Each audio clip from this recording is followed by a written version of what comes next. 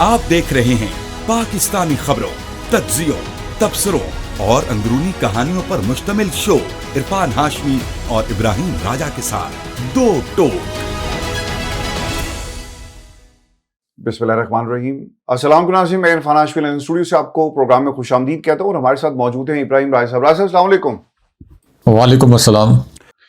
राजा साहब, तीन खबरें जिस पर तफसील से हम बात करेंगे और पाकिस्तान तहरीक इंसाफ का वर्कर इमरान खान के लिए पहले दिन से उनके साथ खड़ा है, उनके नजरिए के साथ खड़ा है, उनकी कुर्बानी के साथ खड़ा है और वो हर गुजरते दिन को जो इमरान खान जेल में काट रहे हैं राजा साहब, उसे वो महसूस करता है। और आज पाकिस्तान के सोशल मीडिया पे जो रिएक्शन आ रहा है इन लोगों का जिन्होंने जलसे की तारीख दी और तारीख देने के बाद ये तमाम लोग भाग गए। राय साहब, अब तो किसी को बख्शा नहीं जा रहा, चाहे सोहेल अफरीदी है, शाहिद अफरीदी है, शफी जान है, शाहिद खटक है, मीना खान अफरीदी है, कोई भी है। पाकिस्तान तहरीक इंसाफ, और अब तो एक कंपैरिजन हो रहा है। पाकिस्तान तहरीक इंसाफ की अपनी क़यादत इस वक्त पाकिस्तान के अवाम के दरमियान फंसी हुई है और वो किस तरह से इमरान खान की रिहाई का कोई रास्ता निकालेगी, क्या ये मुमकिन हो पाएगा, इसकी तफसील शामिल करेंगे आज की इस नशिस्त के अंदर। और फिर अलीमा खान की गुफ्तगू जो उन्होंने कही है और फिर जो दूसरी तरफ हमने एक रिएक्शन देखा, और ये रिएक्शन था सलमान अकरम राजा का, जो राय साहब हमेशा ये कहते हैं कि मैं एहतजाज मटीरियल नहीं हूँ, और उन्होंने एक दफ़ा नहीं मुतादिद दफ़ा ये बातें कही कि मैं एहतजाज मटीरियल नहीं हूँ। अगर आप एहतजाज मटीरियल नहीं है तो फिर आपका पाकिस्तान तहरीक इंसाफ में कोई ताल्लुक नहीं है और ना ही आपको इस जमात के अंदर होना चाहिए। अब सोहेल अफरीदी साहब की जो स्ट्रगल थी, उनके इर्द गिर्द जितने भी लोग मौजूद हैं वो आपको ये कहते हुए नजर आते हैं कि जनाब हमारा जो टास्क था वो टास्क ये है कि हमने सिर्फ स्ट्रीट मूवमेंट को अपने अरूज पर लेकर जाना था। हम स्ट्रीट मूवमेंट को अपने अरूज पर लेकर जा चुके हैं और अब बाकी काम जो है वो कौन करेगा, वो कॉल देंगे अल्लामा राजा नासिर अब्बास और अचकज़ई साहब। अब रास्ता क्या है और जो तनकीद की है सलमान अकरम राजा ने, इसकी तफसील भी शामिल करेंगे आज की इस नशिस्त के अंदर। और फिर जो पाकिस्तान तहरीक इंसाफ आने वाले दिनों में क्या अवाम का इत्तमाद हासिल कर सकेगी, वरना इसे पाकिस्तान तहरीक इंसाफ तो मेरी मुराद राय साहब, इससे बैरिस्टर गौहर है, बाकी लोग हैं, कि क्या वो इत्तमाद हासिल कर सकेंगे, इसकी तफसील भी शामिल करेंगे और इस सवाल को भी तफसील के साथ डिस्कस करेंगे, अपने सुनने वालों के सामने भी रखेंगे। लेकिन व्यूअर्स, प्रोग्राम शुरू करने से पहले मेरी आप तमाम दोस्तों से दरख्वास्त है कि आप चैनल को जरूर सब्सक्राइब कर लें और आप इस सफ़र में हमारे साथ शामिल हो सकते हैं, क्योंकि ये खबरें पाकिस्तान के मीडिया पर तो चलती नहीं हैं। अब तो तहरीक इंसाफ के लोग भी इन खबरों को दबाने की कोशिश कर रहे हैं, क्योंकि ये सिर्फ और सिर्फ इमरान खान की रिहाई के लिए मैंडेट इस जमात को दिया गया, लेकिन वो मैंडेट कहाँ गया, इसे चोरी किया गया। एक पहले मैंडेट को चोरी किया जाता रहा साहब, और जो मैंडेट बच गया था उसके ऊपर कब्जा कर लिया। साहब, आज पाकिस्तान तहरीक इंसाफ के रहनुमाओं की एक प्रेस कॉन्फ्रेंस है। शफी जान ने प्रेस कॉन्फ्रेंस की क्योंकि एक बड़ा प्रेशर था। शफी जान साहब ये कहते हैं कि इमरान खान की हिदायत पर 19 अप्रैल को मर्दान में जलसा करेंगे। ये हिदायत बैरिस्टर सलमान सफदर के जरिए मिली थी। 9 अप्रैल का रावलपिंडी का जलसा इमरान खान ने ही मनसूख किया था, क्योंकि इमरान खान के नजदीक पाकिस्तान से बढ़कर कुछ नहीं, और 9 अप्रैल का जलसा मनसूख करना इमरान खान की हुब्बुल वतनी की निशानी। अच्छा, मैं आपको ना इसमें एक चीज क्लियर कर दूं, जिन लोगों को ये बात नहीं पता, आज प्रेस कॉन्फ्रेंस की है सलमान अकरम राजा ने। उनके अल्फाज ये थे, जो एहतजाज मटीरियल हमारा भाई नहीं है, जो कहता है कि मैं एहतजाज मटीरियल नहीं हूं, वो ये कहते हैं कि हमने जलसे को मुलतवी किया और जब इमरान खान को बताया तो उन्होंने कहा कि बिल्कुल ठीक किया। तो फैसला पहले हो चुका था राय साहब। इमरान खान क्या कहते हैं कि जलसा मनसूख ना करो, लेकिन कितने जलसे मनसूख किए। अब बड़ी ईद के बाद ये कहेंगे कि जनाब गर्मी आ गई, फिर मुहर्रम, और फिर इसी तरह राय साहब ये सिलसिला जो है आगे चलता जाएगा। तहरीक इंसाफ की ये क़यादत फेस सेविंग की कोशिश कर रही है राय साहब। देखें हाशमी साहब, एक जुमला अपने व्यूअर्स के सामने रखते हैं सलमान अकरम राजा का, और आपने ना जरा सा भी आज हल्का हाथ नहीं रखना, जो जैसा है ना उसको जरा एक्सपोज करें राय साहब, क्योंकि पाकिस्तान की आवाम, हम तो थक गए हैं रोज बात कर करके, लेकिन राय साहब ये कुछ करते नहीं है। जी, सलमान अकरम राजा का एक जुमला अपने नाजरीन के सामने रखते हैं और इस जुमले के बाद हमारे जो नाजरीन हैं, हमारे जो व्यूअर्स हैं, वो कमेंट करके बताएं कि क्या सलमान अकरम राजा ने ये जो जुमला बोला ये ठीक था या गलत था। और इसके पीछे की कहानी हम आपको बता देते हैं, लेकिन पहले उनका जुमला क्या था। ये जो उनका क्लिप इस वक्त अलीमा खान साहिबा के खिलाफ उन्होंने अपने गुस्से का इजहार किया। अब अगर वो सिर्फ अलीमा खान साहिबा पर तनकीद कर रहे होते, सिर्फ अलीमा खान साहिबा पर तनकीद कर रहे होते कि अलीमा खान साहिबा को या इमरान खान साहब की बहनों को सियासत के मुतल्लिक नहीं पता कि सियासत को किस तरीके से आगे लेके चलना है, हम इमरान खान साहब की बेहतरी के लिए चल रहे हैं, हम अलीमा खान साहिबा के साथ और उनकी बहनों के साथ मशावरत करेंगे, बैठेंगे, अगर वो इस तरह की बातें कर रहे होते तो शायद 1% लोगों को शक शुबा रहता कि सलमान अकरम राजा कॉम्प्रोमाइज नहीं है। लेकिन उन्होंने एक जुमला ऐसा बोला है जिससे उन्होंने 100% खुद को एक्सपोज कर लिया है कि वो 100% कॉम्प्रोमाइज है। और वो जुमला ये था कि हम क्या करें, 10-15 हजार नौजवानों के साथ किसी शहर पर हमला कर दें। अब ये जुमला जो मैंने कहा था कि हमारे व्यूअर्स जो हैं इस कमेंट करके बताएं कि ये जुमला उन्होंने किसके कहने पे बोला होगा और ये जुमला कौन बोल सकता है। यानी अगर आप 10-15 हजार लोग, तो ज़ाहिर है पीटीआई के तो करोड़ों इस वक्त पाकिस्तान के अंदर सपोर्टर्स हैं, लेकिन वो ये कह रहे हैं कि अगर हम जलसा करेंगे, हम एहतजाज करेंगे, तो इसका मतलब ये होगा कि हम किसी शहर पर हमला करेंगे। वो पीटीआई के नौजवानों को, एहतजाज करने वालों को बलवाई कह रहे हैं। वो ये कह रहे हैं कि ये एक हमले के मुतरादिफ होगा और ये हमला पीटीआई को सूट नहीं करता। अब ये अल्फाज कौन बोलता है? ये जाली फार्म 47 वाली हुकूमत के इस्लामाबाद पर हमला नहीं करने देंगे, रावलपिंडी पे हमला नहीं करने देंगे। और उसके बाद आपके जो मुतल्लिका हल्के हैं वो जो खबरें फीड करते हैं साथियों को, उस वक्त ये अल्फाज बोले जाते हैं। इसका मतलब है कि आप अपने लोगों के खिलाफ FIR काट रहे हैं, आप अपने लोगों पर इतना संगीन इल्जाम लगा रहे हैं। और अगर इसके अंदर कोई 1-2-3% तक भी सच्चाई होती तो चले, फिर भी आपको कोई मार्जिन दिया जाता कि कोई आपकी कोई मजबूरी होगी। लेकिन आप देखें कि तहरीक इंसाफ ने 2024 का जो धरना दिया था और उससे पहले जो रजीम चेंज ऑपरेशन हुआ अप्रैल 2022 में, उसके बाद जो इमरान खान साहब ने जलसे किए, मीनार पाकिस्तान पर भी जलसा किया, लाहौर में, इस्लामाबाद के परेड ग्राउंड में, कराची में, तो उसमें लाखों लोग शिरकत उन्होंने की। तो क्या वो किसी शहर के ऊपर हमला था? इमरान खान साहब ने 2 लॉन्ग मार्च किए जिसके अंदर वो खुद शरीक थे। 2 लॉन्ग मार्च उन्होंने किए। तो क्या इमरान खान साहब ने जो लॉन्ग मार्च किए वो किसी शहर पर हमला था? आखिरी जो लॉन्ग मार्च था इमरान खान साहब का, क्या उनके साथ जो लाखों लोग मौजूद थे, लाखों कारकुन मौजूद थे, एक तो वो ये जो अभी जनाब बाजवा आर्मी चीफ थे, और फिर एक मरतबा जब ये KP से चले काफिले और इस्लामाबाद आए और इमरान खान साहब भी पहुंचे, जब उनको जनाब बाजवा के पैगामात दिए जा रहे थे कि आप लॉन्ग मार्च ना करें, तो क्या वो कोई हमला था? तो इसका मतलब ये है कि उन्होंने ये झुंझलाहट में, गुस्से में, और जब उनके पास किसी सवाल का जवाब नहीं था तो खुद को मुकम्मल तौर पर एक्सपोज कर दिया और पीटीआई के कारकुनों को और पीटीआई के वोटर्स को और पीटीआई के सपोर्टर्स को और पीटीआई की वो जमात जिसने वोट के जरिए 8 फरवरी 2024 का इलेक्शन 2/3 से ज्यादा अक्सरियत से जीता, बावजूद इसके कि उनके पास इंतखाबी निशान नहीं था, कैंपेन उनको नहीं करने दी गई, उनके रहनुमाओं को अगवा किया गया, उनके कारकुनों को अगवा किया गया, उनकी खवातीन को हिरासा किया गया। पाकिस्तान का हर इदारा उनके खिलाफ काम कर रहा था। लेकिन वोट की ताकत सबसे पुरअमन ताकत होती है, सबसे पुरअमन ताकत, और उस वोट की ताकत से उन्होंने तहरीक इंसाफ को जितवाया। और आधी रात को इस किस्म का ऑपरेशन करना पड़ा, कि जिसके लिए मुतल्लिका हल्कों को भी बहुत मुश्किलात जो है वो सामने आई। तो अच्छा, एक ना मैं चाहूंगा कि आप कंटिन्यू कीजिएगा, इसमें एक एडिशन भी हम कर देते हैं ताकि यहीं से जो है ना वो थोड़ी सी पिक्चर क्लियर होती चले। अच्छा बैरिस्टर सलमान अकरम राजा सारी उम्र इन्होंने वकालत की, नून लीग के केसेस भी लड़ते रहे, मियां साहब के केसेस लड़े। जब ये आए थे पार्टी में तब भी लोगों ने कहा था कि ये सिर्फ और सिर्फ तहरीक इंसाफ को नुकसान तो पहुंचा सकते हैं, लेकिन नहीं, उन्होंने कहा जी कि मैं तो लानत भेजता हूं। आपने शायद ये अल्फाज नहीं जिन्होंने नहीं देखे उनको बता देते हैं कि मैं लानत भेजता हूं ऐसे ओहदे पर। ऐसा लानत किस पे भेजी जा रही है? ओहदे पर, वो ओहदा जो इमरान खान ने आपको दिया, वो नजरिए की हिफाजत जो इमरान खान चाहते हैं कि आप करें, पाकिस्तान की आवाम का मैंडेट जो चाहते हैं कि जिसकी हिफाजत हो, उस मैंडेट को आप कह रहे हैं मैं लानत भेजता हूं।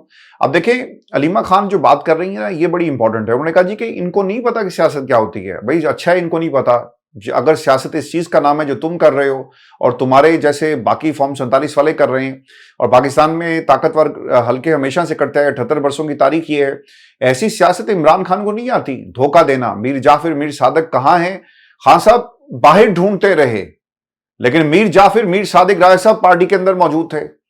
अब अलीमा खान का जो एक्स पे पैगाम है, ये राय साहब सुने, ये तकलीफ क्यों है पाकिस्तान की आवाम को? सोशल मीडिया पे जो मीम्स क्यों बन रहे हैं, लोग मर्दान जलसे की कैंसिलेशन की क्यों बात कर रहे हैं? और वो जो बात हमने कल पिछले 2 दिनों में हम कर रहे थे कि जलसों से तहरीकें नहीं चलती, ये टाइम मज़ाहमत का है। आप चढ़ाई, और आप कहते हैं कि 1.5 लाख बंदा भी होगा तो हम नहीं आएंगे, अगर 2 लाख बंदा होगा तो हम आएंगे। यानी 2 लाख बंदा होगा तो इन 2 लाख बंदों को निकालने के लिए तहरीक चलानी पड़ती है।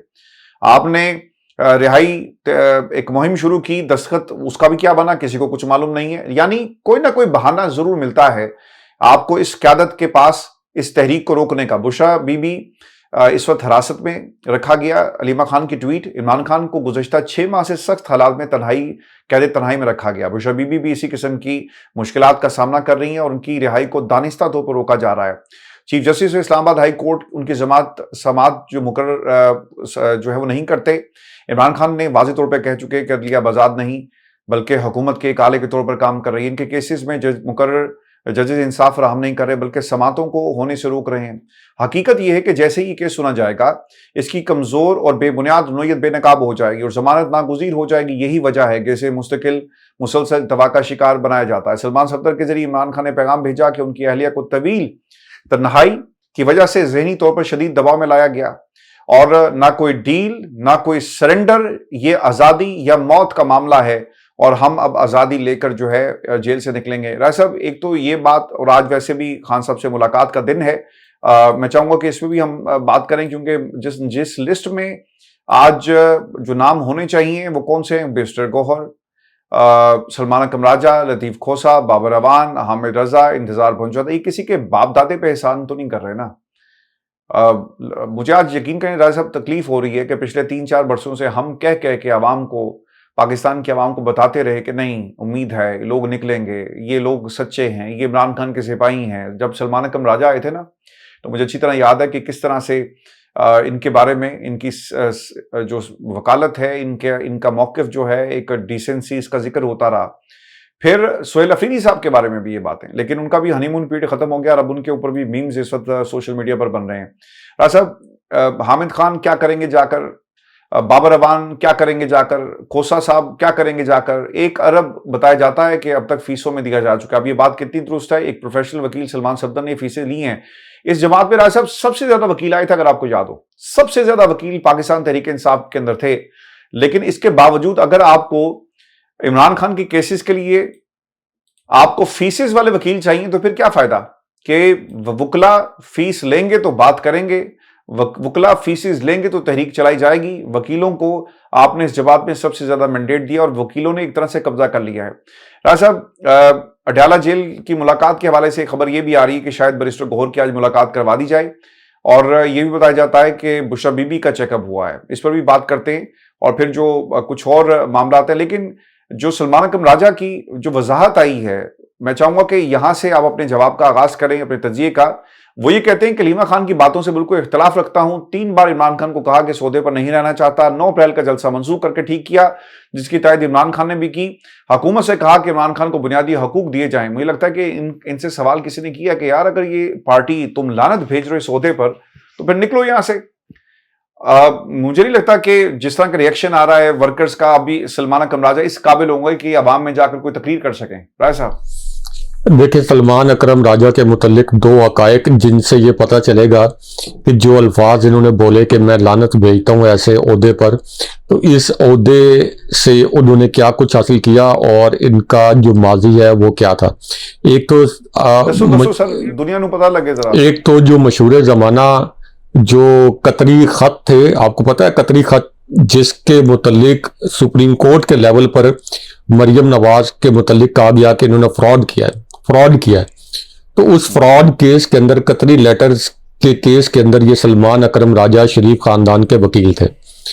और नंबर 2, ये जो कह रहे हैं कि अब मैं इस सौदे पर लानत भेजता हूं, हमारे व्यूअर्स को पता है कि इन्होंने इमरान खान साहब की हमायत से जब लाहौर में इलेक्शन लड़ा तो कितने वोट हासिल किए? 1,60,000 वोट।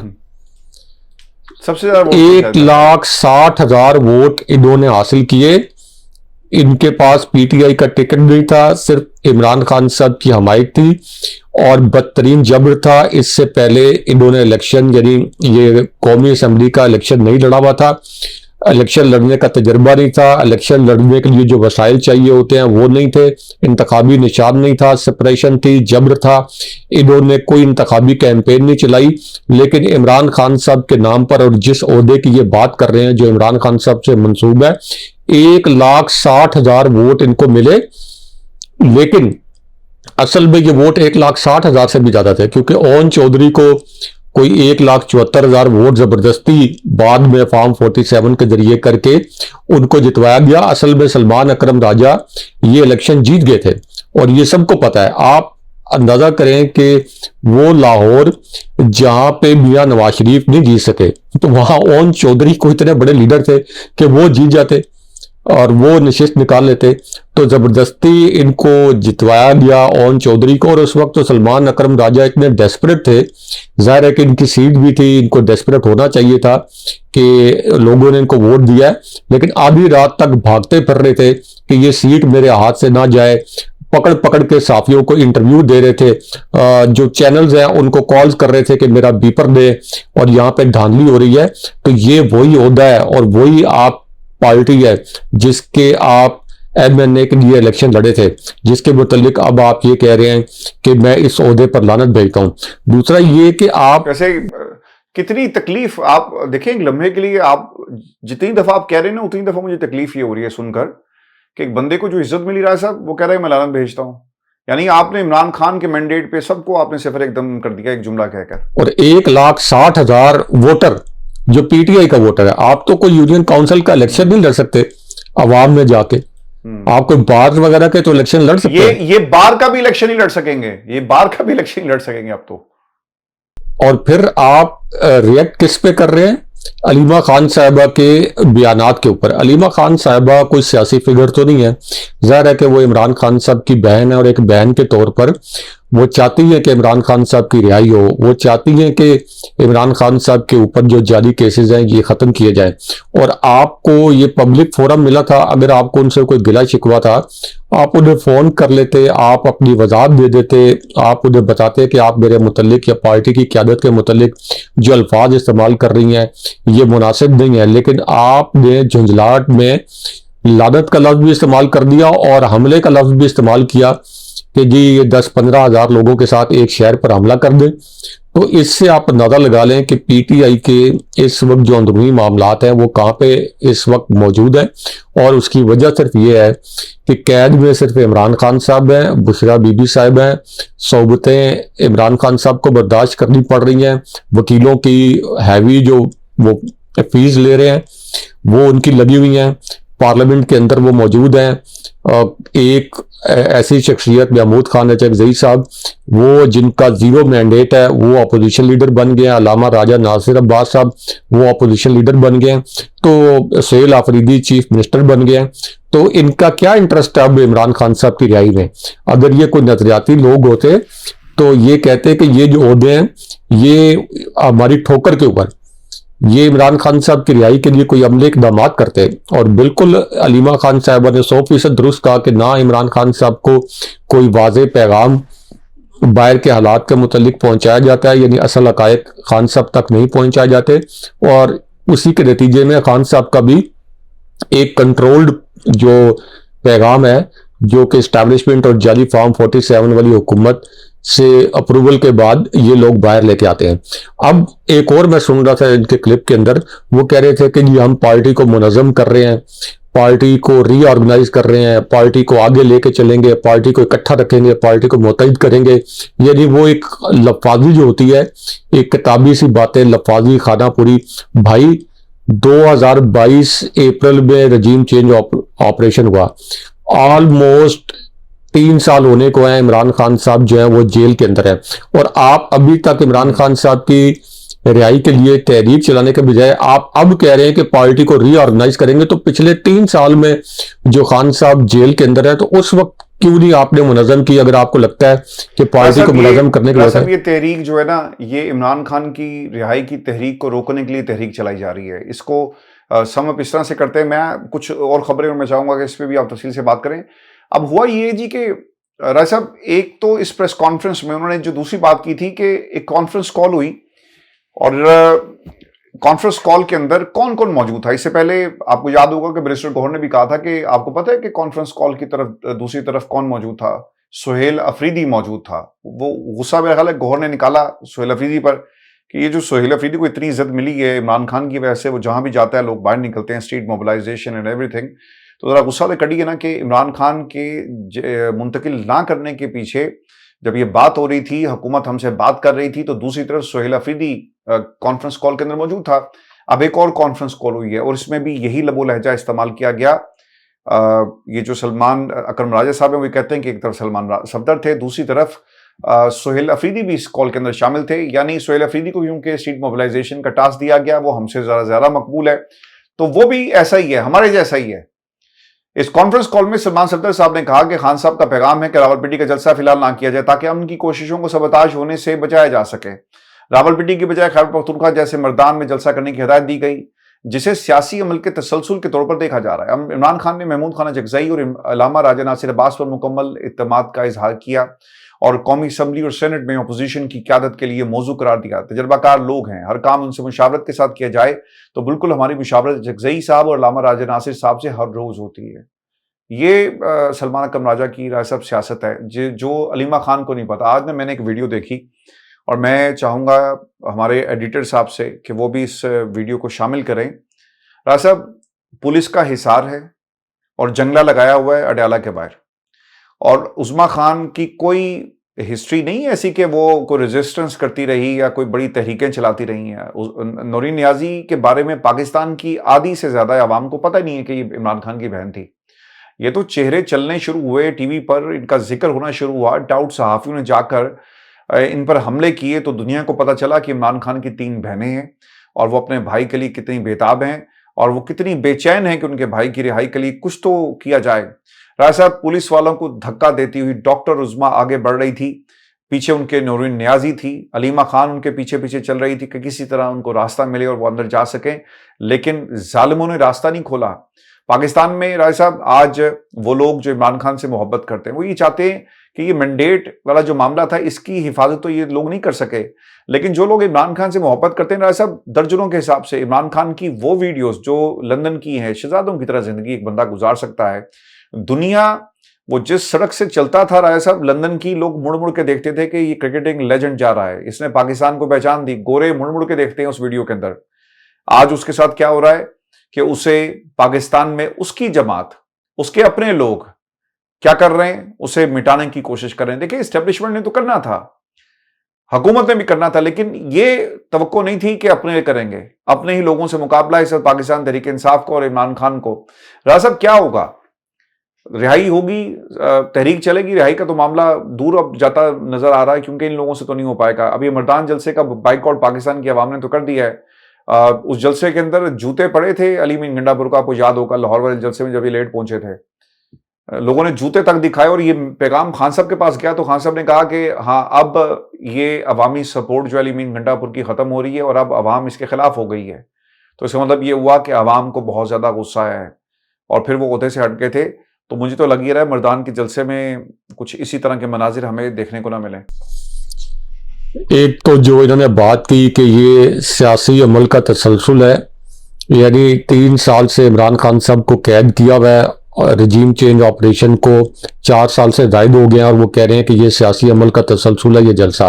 तो ऐसे सियासी अमल के तसलसल पर तो लानत उनको भेजनी चाहिए थी एक्चुअली, ये असल में सियासी अमल का तसलसल नहीं है, ये इमरान खान साहब को जेल में रखने की साजिश का तसलसल है, जिसके अंदर अब सलमान अकरम राजा, जिसके अंदर अब एलिजेडली मुबैना तौर पर सुहेल आफरीदी और जितने ये कॉम्प्रोमाइज इस वक्त पीटीआई की क़यादत के लोग हैं, ये डायरेक्टली इनडायरेक्टली चाहते हुए ना चाहते हुए, शौरी तौर पर लाशौरी तौर पर, गलत फहमी की बुनियाद पर या जानते बूझते हुए ये उसके अंदर शामिल हो गए। आप लोगों को बेवकूफ बना रहे हैं कि जलसा करना सियासी अमल का तसलसल है। अगर इमरान खान साहब बाहर होते, जलसे हो रहे होते, तो उस वक्त तो आप ये कह सकते हैं कि सियासी अमल का तसलसल है। अब आप जो कह रहे हैं कि जी हमको मुज़ाकरात करना चाहते हैं, दूसरी जमातों को ऑन बोर्ड लेना चाहते हैं, तो पिछले 3 साल से तो ये मुज़ाकरात के मुतल्लिक हजारों इस किस्म की स्टेटमेंट्स पीटीआई के लोग भी दे चुके हैं, हुकूमत के लोग भी दे चुके हैं। आप मुझे बताएं कि किस जगह के ऊपर पीटीआई के डेलीगेशन, यानी ऐसा डेलीगेशन जिसके पास ऐसा अख्तियार हो कि वो एक फाइनल हतमी बात कर सके हुकूमत के साथ, और हुकूमत का ऐसा डेलीगेशन जो फाइनल और हतमी बात कर सके पीटीआई के साथ, इनके कोई मुज़ाकरात हुए पिछले 3 साल के अंदर? कोई इस्टेब्लिशमेंट के साथ मुज़ाकरात हुए कि जिसके अंदर इस्टेब्लिशमेंट का कोई ऐसा नुमाइंदा जो कि इस्टेब्लिशमेंट की क़यादत को रिप्रेजेंट कर रहा हो, वो बैठा हुआ हो और उसकी मौजूदगी में वो मुज़ाकरात हो रहे हों? तो ना कोई मुज़ाकरात हो रहे हैं, ना अदालती अमल के जरिए इमरान खान साहब को इंसाफ मिल रहा है। तो एक रह जाता है आपके पास रास्ता, और वो रास्ता है कि लॉन्ग मार्च का, जो कि पीडीएम ने भी इस्तेमाल किया, मौलाना फजलुर रहमान ने इस्तेमाल किया जब इमरान खान साहब प्राइम मिनिस्टर तैयार बैठे हैं जी भाई, वो फिर तैयार बैठे हैं, वो कह रहे हैं हम आएंगे, हम नहीं मानते ऐसे दस्तूर को, ऐसे वो कह रहे हैं हम आएंगे। और अब आप ये कहते हैं कि ये तो 10-15 हजार लोगों के साथ किसी शहर पर हमले की बात है। एक तो ये, दूसरा ये कि इमरान खान साहब ने रावलपिंडी के जलसे के मुतल्लिक जो इन्होंने कैंसिल किया, मुलतवी किया और कहा कि इमरान खान साहब ने इसकी तायद की। इमरान खान साहब ने तायद जरूर की होगी, मुझे 100% यकीन है, क्योंकि उस वक्त डेलीगेशन जो इंटरनेशनल डेलीगेशन थे ईरान के और अमेरिका के, वो पाकिस्तान के अंदर आ रहे थे। करते हैं वो मैं यही बात कर रहा हूँ, सब ने की पूरे पाकिस्तान में, लेकिन उन्होंने इमरान खान साहब ने ये तो नहीं कहा ना कि आपने मुड़ के दोबारा लियाकत बाग में जलसा ही नहीं करना, या आपने तहरीक नहीं चलानी। आप इमरान खान साहब की अधूरा पैगाम उनको पहुंचा के, उनका अधूरा पैगाम वापस ला के उसके पीछे छुप रहे हैं कि आपको तहरीक ना चलानी पड़े। और इसमें सलमान अकरम राजा से तो किसी की कोई तवक्को नहीं थी कि सलमान अकरम राजा कोई तहरीक चलाएंगे, कोई बैरिस्टर गौर से तो किसी की तवक्को नहीं थी। महमूद खान अचकजई से सिफर तवक्कुआत थी। इस प्लेटफॉर्म पे सबसे पहले हमने ये कहना शुरू किया था जब महमूद खान अचकजई को अख्तियार दिया गया मुज़ाकरात का, और पीटीआई के नादान लोग उस वक्त बड़े खुश थे कि महमूद खान अचकजई जैसे हार्ड लाइनर जो है इनको आगे लाया गया। उस वक्त भी हम कह रहे थे कि चूंकि उनका अपना मैंडेट नहीं है तो वो कभी भी एहतजाजी सियासत की जानिब नहीं जाएंगे, वो मज़ामती सियासत की जानिब, सड़कों पर एहतजाज की जानिब नहीं जाएंगे। आज भी देखें कि वो इस मज़ामती सियासत की अंदर सबसे बड़ी रुकावट बने हुए हैं। वो कहते हैं बस पार्लियामेंट के अंदर 1-2 कभी कभार तकरीरें कर ले, लेकिन आप सड़कों पे एहतजाज ना करें। तो सड़कों पे एहतजाज अगर आप नहीं करेंगे तो इमरान खान साहब को आप रिहा नहीं करवा सकते। एक कॉमन सेंस की बात है कि आपने नवंबर 2024 का जो धरना दिया था, उसमें ये जाली फॉर्म 47 वाली हुकूमत इतनी बौखला गई कि ख्वाजा आसिफ का मैं बीपर सुन रहा था, उन्होंने कहा कि ये फौज के अंदर से, एस्टेब्लिशमेंट के अंदर से इनको मदद हासिल है, वरना ये इतने नाके पार करके, इतनी रुकावटें अबूर करके यहाँ कैसे पहुंच गए। यानी उनको ये लगता था कि शायद अब डी चौक में चूंकि पीटीआई के कारकुन बहुत ज्यादा हो गए, एस्टेब्लिशमेंट को इस पूरे अमल में अब दखल अंदाजी करनी पड़ेगी। हो सकता है नया इलेक्शन हो जाए, हो सकता है हमारी हुकूमत चली जाए, हो सकता है सुप्रीम कोर्ट को इंटरवीन करना पड़े। तो इस हद तक वो मौसर एहतजाज था। इससे आप अंदाजा लगा लें कि पीटीआई के लोगों को गोलियां मारनी पड़ गई इस्लामाबाद के अंदर। इस हद तक मौसर एहतजाज था कि ये बाजी किसी भी तरफ जा सकती थी। तो आपको एक एहतजाज पुरम जैसा आपने पहले किया था वो आप प्लान करें और आके यहाँ बैठे इमरान खान साहब की रिहाई के लिए, तब संजीदा मुज़ाकरात होंगे, नतीजा खेज मुज़ाकरात होंगे। वरना अगर आपको मजे लेने हैं पार्लियामेंट के स्क्रीन्स के, अपनी इमारात के, तो ठीक है, इमरान खान साहब तो फिर जेल में रहेंगे। बहुत शुक्रिया राजा साहब। व्यूअर्स, ये हमारी आज की नशिस्त थी। अपने कमेंट्स जरूर भेजिएगा, चैनल को जरूर सब्सक्राइब करें। मुझे और राजा साहब को इजाजत दीजिए। अल्लाह ने